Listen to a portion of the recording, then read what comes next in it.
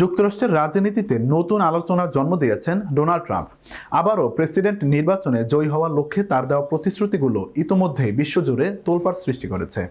শপথ গ্রহণের প্রথম দিন থেকেই নির্বাহী আদেশের মাধ্যমে দেশ চালানোর অভিপ্রায় ব্যক্ত করেছেন তিনি।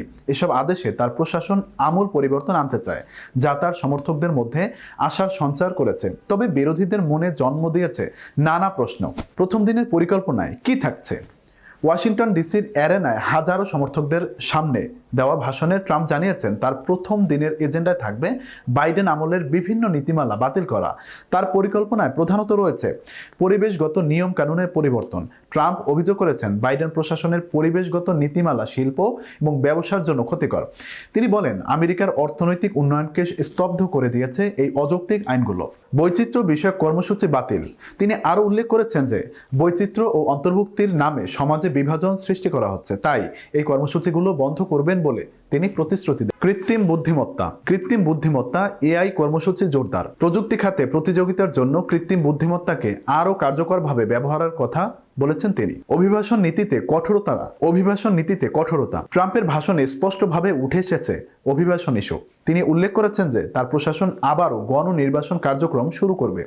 অবৈধ অভিবাসীদের যুক্তরাষ্ট্র থেকে বের করে দেওয়ার পরিকল্পনা করে তিনি বলেন আমাদের সীমান্তকে সুরক্ষিত করা হবে। অবৈধ অনুপ্রবেশকারীদের জায়গা এই দেশে নেই। ক্যাপিটাল দাঙ্গার জন্য ক্ষমা প্রস্তাব। 2021 সালের ক্যাপিটাল হিলে সংঘটিত দাঙ্গার জন্য দোষী সাব্যস্তদের সাধারণ ক্ষমা দেওয়ার ইঙ্গিত দিয়ে ট্রাম্প বলেন এই মানুষগুলোকে জিম্মি রাখা হয়েছে।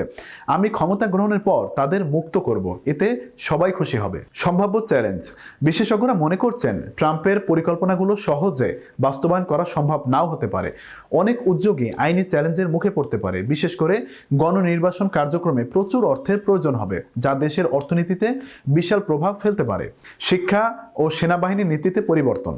ট্রাম্প শিক্ষা ব্যবস্থায় কেন্দ্রীয় সরকারের নিয়ন্ত্রণ কমিয়ে রাজ্যগুলোর হাতে দায়িত্ব ফিরিয়ে দেওয়ার পক্ষে। এছাড়া সেনাবাহিনীর নীতিমালায় পরিবর্তন আনতে চান তিনি। তার পরিকল্পনায় ট্রান্সজেন্ডার নারী অ্যাথলেটদের মহিলা বিভাগে অংশগ্রহণ নিষিদ্ধ করার কথাও উল্লেখ রয়েছে। সমর্থকদের প্রতিক্রিয়া। সমর্থকরা বিশ্বাস করেন ট্রাম্পের উদ্যোগগুলো যুক্তরাষ্ট্রকে নতুন শক্তি এনে দেবে। তাদের মতে আমেরিকা ফার্স্ট নীতির প্রতি ট্রাম্পের অঙ্গীকার আবারও দেশকে সঠিক পথে নিয়ে যাবে। নতুন বিতর্কের সূচনা। ট্রাম্পের পরিকল্পিত পদক্ষেপগুলো রাজনৈতিক অঙ্গনে নতুন করে বিতর্কের জন্ম দেবে।